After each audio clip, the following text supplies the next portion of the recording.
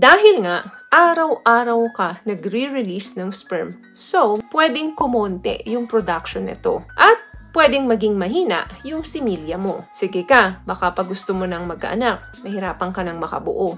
Maitim ba skin, underarm at singit mo? K-Skin ang bahala sa'yo. Premium ang ingredients, paraben-free and sulfate-free, and FDA-approved, kaya safe for everyone. With K-Skin, ibalik ang alindog mo. Huwag nang magpahuli.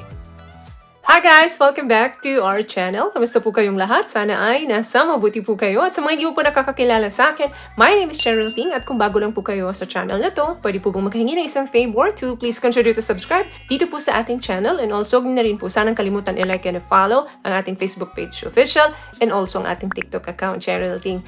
Maraming salamat po. And for today's video is another concerned video po. Ang sabi niya is, Miss Che, may side effect po ba ang sobra ang masturbation? Sana masagot. Okay, ano ba muna ang pagsasarili or masturbation? Ito po ay is an act of sexual pleasure by self-stimulating your genitals. Nilalaro mo yung sarili mo para makaranas ka ng self-pleasure. Common ito sa mga kalalakihan at marami na rin pong mga kababaihan ang gumagawa nito. Normal po ang lahat ng ito. May mga iba na gumagawa ng everyday, meron namang 3 times a week, once a month. So ito po ay choice ninyo. So, there is no precise answer to this po. Merong nagsasabi na 21 times in a month at least, or may nagsasabi naman na everyday is normal. Nagbabaris po yan from person to person. So, ano nga ba yung mga posibilidad na side effects nito kapag labis-labis nyo itong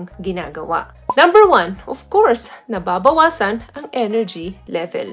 Yung gawin mo nga lang siya minsan sa'yo, di ba? Pagkatapos mo, anong nararamdaman mo? Di ba inaantok ka? Di ba ang sarap matulog? Paano kung palagi mo ito ginagawa? Di laging mababa ang enerhiya mo. Alam na natin na kapag nag-engage ka sa mga sexual activity, may partner man or wala, nakakabawas talaga yan ng calories. So that means very healthy siya. May partner ka or wala. Yun nga lang, kapag lagi, of course, nare-reduce yung energy level mo. Kaya kung gagawin mo to, siguraduhin mong tapos na yung trabaho mo or tapos na kung ano man yung gagawin mo sa araw na yun. Kasi, kung hindi, baka makatulugan mo.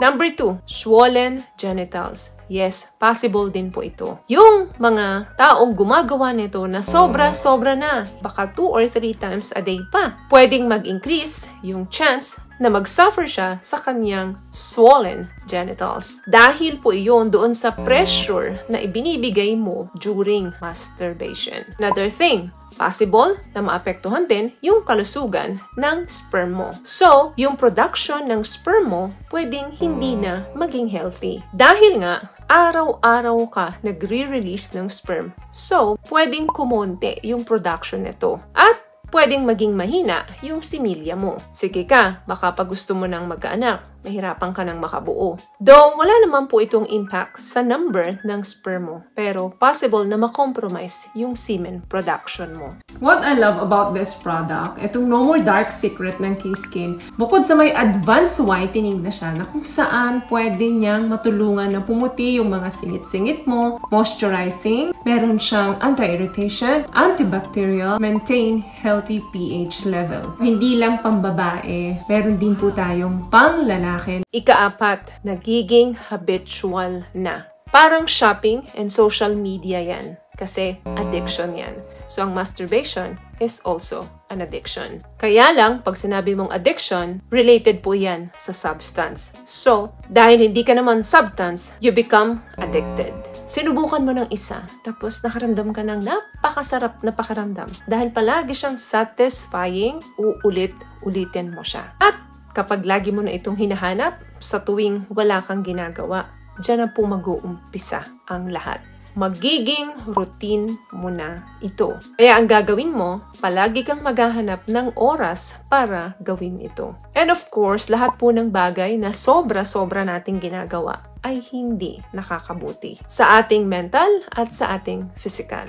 Panghuli, pwedeng maapektuhan nito yung pakikipagrelasyon mo. Dahil nga pakiramdam mo, hindi mo naman talaga kailangan ng partner para paligayahin ka. Dahil nagagawa mo naman ito kahit solo ka. Kaya ang sasabihin mo sa sarili mo, kaya mo maging single forever. At kung sakali namang nagka-partner ka at dumating sa puntong nagtali kayo, hindi ka na nasasatisfy doon sa partner mo. Hinahanap mo na kasi yung solo na ginagawa mo lang sa sarili mo. Maaring wala ka na rin pakialam na i-meet yung sexual desire ng partner mo. Dahil hindi mo rin naman na-meet yung sexual needs mo sa kanya. Nagde-develop ka na ng unrealistic expectations doon sa partner mo at doon sa sarili mo. Akala mo normal yon, pero may negative impact po yan sa'yo at doon sa partner mo. Wala namang masama na i-pleasure ninyo yung sarili natin. Pero kung magiging addicted ka dito at habitual ito